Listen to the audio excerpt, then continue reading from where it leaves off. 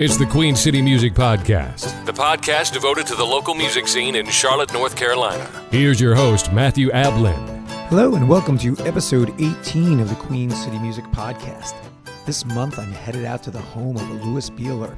Louis is the Hawaiian shirt-wearing gentleman who, along with his girlfriend Karen Butler, run Tiny Stage Concerts here in Charlotte.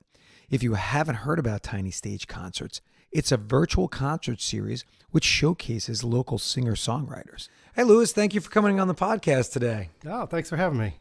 So, Louis, first question. Are you originally from the Charlotte area? Not originally. I've been here about 24 years. I actually grew up in El Paso, Texas. And from there, I moved to Austin, Texas for a little while, and then ended up in South Florida for about 6 years. Mm-hmm. And then from there, came up to the Charlotte area. Did music bring you up to Charlotte? No, actually, my wife at the time her job was transferred up to the Charlotte area. So, but I've always been in the music scene. So when I first moved up to Charlotte, I went out to a couple open mics and ended up meeting a gentleman that I ended up playing a duo with for about 6 years. What is your musical background? I grew up with music. I've got two older brothers that play guitar. Okay. So there's always been music in the house. So I kind of grew up watching them, and then eventually picked it up when I was about 15. Oh, okay. And, so since you've been in Charlotte, I noticed, and I've become friends with you on Facebook, and now meeting in person. You're active around the scene playing. Yeah, I play out. I don't play regular. I play maybe a couple of times a month out of gigs, but I attend open mics and things like that pretty regularly. And all right, so if you don't know and you're listening, Louis runs Tiny Stage Concerts.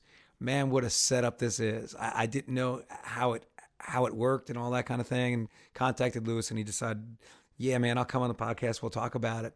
So Louis, fill us in. How did the Tiny Stage concept come about?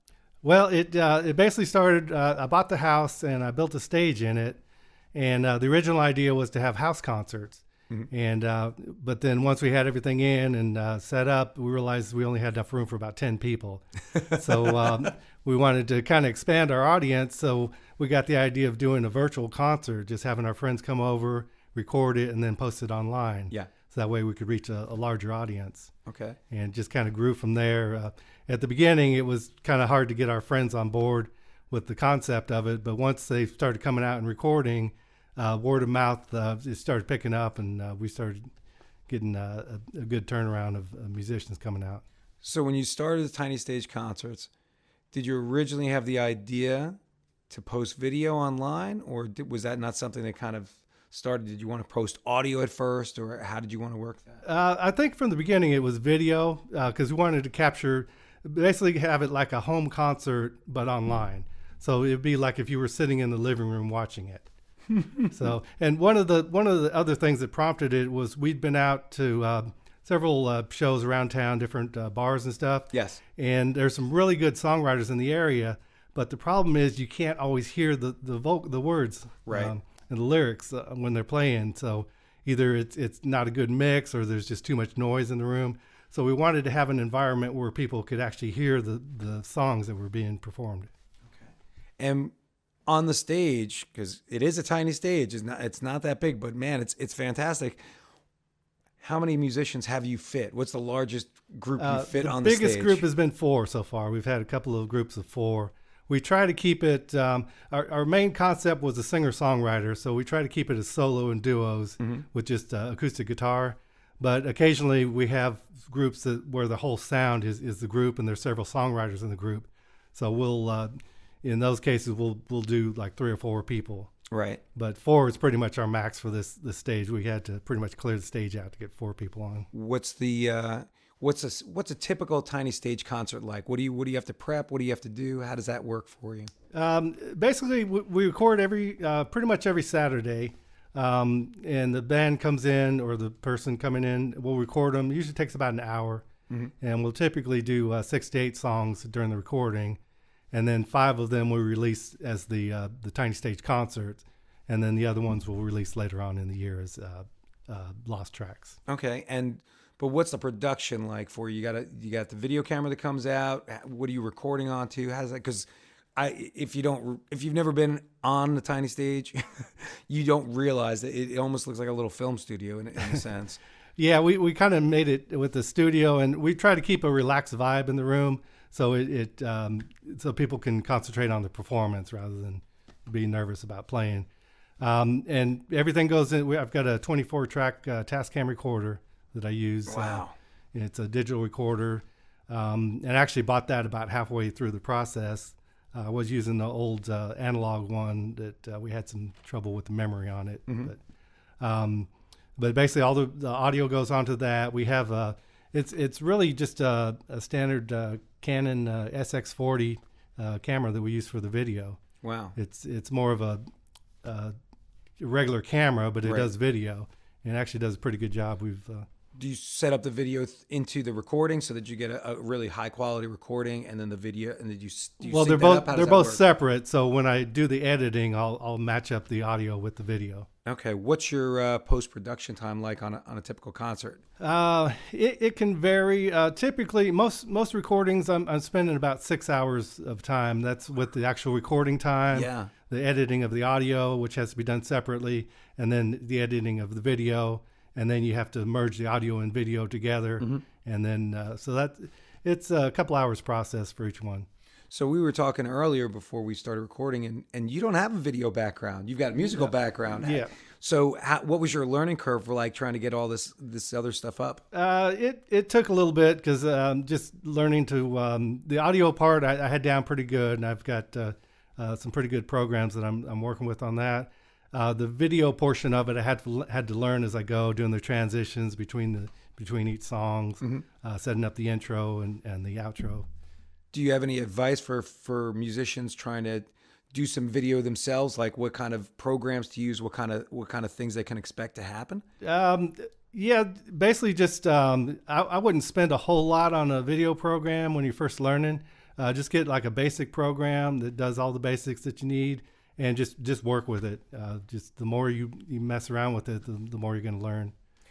I mean, myself, I only in this recent year, to be honest with you, not 2018, 2019, did it hit me of how powerful video was as opposed to just audio. So for years, on a Facebook page or a YouTube page or my personal webpage, I had just the audio files. And then I realized, okay, I did a video one time and I just realized, oh my gosh, this is so much more powerful for someone to see and hear what's going on. Because a lot of times we as musicians, or even you're trying to get a gig, the restaurateurs, bar owners, whatever, they're not listening with their ears as much. They're looking at with their eyes. Right. They listen with their eyes. Yeah, video definitely has more of an impact. And one of the reasons we wanted to use video was just get people, get some recognition for the local singer-songwriters, mm-hmm. but also having a good, clear audio with it. If you just use a video camera and take the audio from that, it's okay, but it's not as good. It's a more immersive experience when you have that full audio in there. Yeah, the quality is really going to be a little crisper and clearer. Right. Yeah, we wanted to give them the experience like if they were sitting right in the room. Mm-hmm. When you hear somebody right in front of you, it's a whole different sound experience than if you're watching a video off of somebody's phone. Absolutely. How difficult is it for you to sync up the video with the music? It's not too hard now. Initially, when I started, it was a little bit more. It took a little bit more learning to do it, but now I've gotten to the point where I can sync it up fairly quickly. Okay. So, tiny stage concerts. Since you've been doing it, are you concentrated in the Charlotte area? Do you have artists from outside the Charlotte or even wider Piedmont area come in, or how does that work? Well, initially it was just the Charlotte area, and we've expanded outside the area. We've had people from Raleigh, Wilmington come out, and then we've started, since we got a lot of good exposure from Creative Loafing, mm-hmm. and since then we've been getting people sending us electronic press kits from outside the area. We had some young girls that came up that were really good from Alabama. Mm-hmm. We recorded them, and our farthest one so far has been Australia. Wow. Yeah. So they were on, the person from Australia came on, or the press kit just came in from Australia? No, he came in. Yeah, he came in and recorded. He was doing a show up in where was that? Asheville. Okay. And so he drove down from there and came out to Tiny Stage. Wow, that's wonderful. So when you have all the folks come in and they're sending you press kits, are you taking lots of different styles of music, or is there a particular? Do you focus on singer-songwriters? Yeah, everything's singer-songwriters, all original stuff. Mm-hmm. So the genre isn't that important as long as it's original stuff. That's our main thing, and they have to actually perform it live on the stage. We don't do any backing tracks or anything like that. Would you consider having like jazz musicians on doing original stuff? Or? Yeah, as long as it's original, we don't discriminate. Wow. Okay. Have you had any different styles on, such like jazz or even some original kind of contemporary classical musicians, things like that? We've had some people that have done instrumentals in the course of doing other songs, but nobody who's been strictly instrumental, jazz or anything like that. But we're definitely open to it. So how far out are you booked? You're recording every Saturday, doing that type of thing. How far out do you book for Tiny Stage? Right now, we're booked out about a year, and we've been booked out steadily about a year for the last 6 months or so. Oh my goodness! So is there a committee that decides who you want to take on to record for Tiny Stage, or is it just? Well, just me and my girlfriend Karen go through the process. But we get about once a week or so, we get an email from somebody outside of the area. Right. And generally we'll have some touring musicians that come through. Mm-hmm. And so we try to be a little bit more flexible with them because, obviously as they're coming through Charlotte, they're only going to be in the area a certain amount of time. Right. So we try to give a little bit more leverage with them to book them when they're actually in the area. Oh, my goodness. So have you had some of the who's who of Charlotte local musicians on Tiny Stage? Oh yeah. I mean, and most of the musicians are really good. There's a lot of singer-songwriters that are underrated that don't have that exposure. But of course, we've got some of the ones that have had a lot of exposure, like Dave Childers came on. He did a great job, and I mean, there's just there's a lot of really good musicians. Chuck Johnson came by that are they have a really good following around, and they're really well respected in the area, and we're glad to have them on. We had Gray Revell on, so it's been fun getting some of the bigger names, some of the people that I really look up to, having them come out. I'm kind of like a little fanboy with some of them, but it's been great. What's your feedback like from the local music community for Tiny Stage? It's been pretty positive overall. I mean, everybody's real excited. We get a lot of promotion. One of the reasons it's grown so much the way it has is every time we bring on a new artist on stage, they bring their fans with them, and so those fans discover new artists that they've never seen before. So it kind of just grows exponentially. Wow. So when you're doing Tiny Stage concerts, I know you do, of course, do the recording here, but I've noticed some things on Facebook where you're doing like get-togethers. So like there's one coming up, is it Heist Brewery? Yeah, in February we're doing we call it our Valentine's Showcase. Okay. It's the weekend right before Valentine's. But typically every month we'll do and more in the spring and summer and sometimes in the fall, we do a monthly showcase of at one of the local brewers we feature typically 3 of the songwriters from Tiny Stage. Oh, wow. And then every quarter we'll do a bigger showcase where we have probably about 20 to 30 artists that come out and play, and they do about 2 or 3 songs a piece. So are you finding the locations to do the showcases at, or do people reach out to you to try to do that? Yeah, we generally we try to move it around to different breweries that are open to original music. Mm-hmm.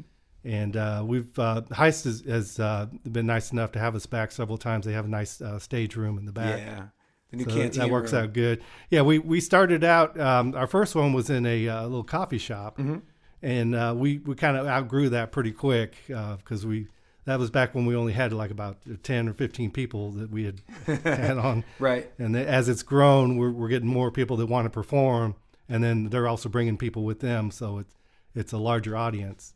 So you're spending a lot of time doing the Tiny Stage. Yeah, it takes a little bit of time, but it's a lot of fun. It's really rewarding. Definitely a labor of love. Yeah. Well, I mean, I know the music community just really appreciates you doing this kind of stuff, because just to get out and support the local artists here in Charlotte, we're trying to build the scene. Oh yeah. You know, I mean, you myself with my little modest podcast doing monthly, trying to promote, you know, the people here and folks like yourself doing stuff with the tiny stage. It's just wonderful. So what do you guys have coming up for yourselves in 2019 at Tiny Stage? Well, we've definitely got a full slate of musicians already scheduled. So we're going to keep posting a new one every year, or every week. And in April we do our big birthday bash, we call it, which is we started in April of 2016. Right. So this is our 3rd anniversary coming up. So we usually do a pretty big thing with that, and then every quarter we'll do our little showcases with a large group of people, and we've got we'll keep going with the regular showcases monthly, and it's we got our hands pretty full with what we have so far. So with the artists that you have coming in, and it's predominantly mostly singer-songwriter type artists, is it mostly acoustic instruments, or do some people come in and do electric stuff? Occasionally we'll get some electrics, but we try to keep it as it's sort of the core of it is basically an unplugged acoustic singer-songwriter showcase. We really want to focus on the singer and the song itself. Mm-hmm. It's not so much to showcase the musical talent, which is there obviously. Yes. But it's we want to make the main focus of the music itself, the song. And, you know, occasionally if we have a guitar or something like that, electric guitar, it's fine, but that's not our main focus. And when the artists are coming in to record, I understand that it's, you know, it's all video and it's pre-recorded. Mm-hmm. Do you do any live things that you release? We haven't. That may be on further down the road. We might do some, eventually we'll probably have some Patreon stuff set up to where the people that are in the Patreon group will be able to see us actually recording live. Right. So it's just a camera on the camera. Yeah, basically. That would be great. So how many Tiny Stage concerts have you recorded so far? Yeah, it's we've had 132 concerts posted so far. Oh my gosh! So it's getting harder to keep track of all of them, but they're all fun when they come out. I think the biggest thing is when people come in and actually see the Tiny Stage. It's just that look on their face when they see the actual stage. Yeah. It's just a little bit different from what most people are used to, and most people think we record in like a garage or something. Yeah. And when they find out it's in the living room, it kind of blows people away. I know I did. When I came in, I was like, oh my gosh, look at this. This is great. Yeah. I love it. All right. So last year, before Creative Loafing wound up folding, you were on the cover. Yeah. We I had talked to Gray Revell a while back about maybe doing an article. He wrote with the Creative Loafing, mm-hmm. And didn't really hear anything from him. And then late in the year, we got like December of, I think actually probably in November of 2017, mm-hmm. we got contacted from Mark Kemp. He called us up and said he was interested in doing an article on us. So we invited him out. He sat in with two recording sessions that we did, and he interviewed us. And so we thought, you know, it was just going to be a little article mm-hmm. in the Creative Loafing, which would be nice, a nice little bump for us. Right. And then so he calls us up about a week later. And he says, "Yeah, I'm going to be putting you guys on the cover of the Creative Loafing," which awesome. Really kind of blew us away. But yeah, it turned out to be a lot of fun. Yeah. If you didn't catch that Creative Loafing issue, Louis is there. Well, the cartoon Louis, he's got his hands and then his staple Hawaiian shirt on. It's great. Yeah. Their artists actually did a nice little composite on that. And there's a little logo in the center of an island with two palm trees in it, and my son's girlfriend actually drew that. Oh wow! That was a logo. We use that for the Tiny Stage logo. Yeah, I noticed when I came up to the door, you got the logo on the front door. Yeah, yes, that's become kind of our official logo. That's great. But yeah, that was a lot of fun. We were we were really kind of blown away by that. So when you're having all these folks send materials to you, because of course you're getting this notoriety around town and obviously around the world, because you have people from Australia contacting you to get on. Yeah. What should they send? Basically just introduce yourself. Just tell us you're a singer-songwriter. If you have a link to any videos or audio, that's always good. We like to hear, what your music sounds like. And we just ask that you have at least 10 original songs. And usually by the time people have 10 songs, they've kind of gotten their feet under them as far as songwriting. Right. So how do people contact you? Probably the easiest way is through either through Facebook. They can contact me directly at Louis Beeler, or if they go onto the website, or tinystageconcerts.com. Okay. There's a contact us page on there, and they can just put their information on there. So if I'm interested in checking out the Tiny Stage concerts, how do I do that?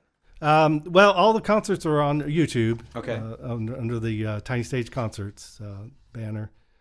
We have 4 playlists on there now. We have we have the chronological order of all the concerts. We have a list of the concerts from the most recent one all the way down to the first one, and we have a favorites one, which basically every quarter we'll have the fans and the artists will select their favorite song from the artist from the previous quarter. Wow. And then we put those on one video. Awesome. And then we also have our lost tracks, what's that? Well, lost tracks are when people come in and record, they'll generally do anywhere from 6 to 8 songs. And we pick 5 of the best ones for the concert. Right. So the other ones we release as lost tracks throughout the year. And we'll do that about at least once a quarter. Sometimes we'll do a little bit more often. And those would just be like singles that didn't make the cut, not necessarily because they weren't good, but just for room purposes. And then those are usually a lot of fun. We'll post those on Facebook as well. So on the YouTube channel that you guys have, there's all 130 somewhat shows that you've done? 132 shows. Wow. And all the lost tracks and all the favorites and everything. They can find them all there. Have you had repeat performers come on? We've had a couple. We did some of the artists play with different bands and they back up different people. Right. So we'll have people come on. Right now we have 2 gentlemen that have been on 3 times in different formats with different groups. But anybody who's just been the same artist, like representing themselves? We've actually started a thing which we're going to be continuing on. Some of our early artists from the first year, we're having them back to do what we call encore performances. Okay. So we'll kind of sprinkle those in every now and then as well. Fantastic, man. Fantastic. Well, Louis, thank you so much for coming on the podcast today and telling us all about this Tiny Stage.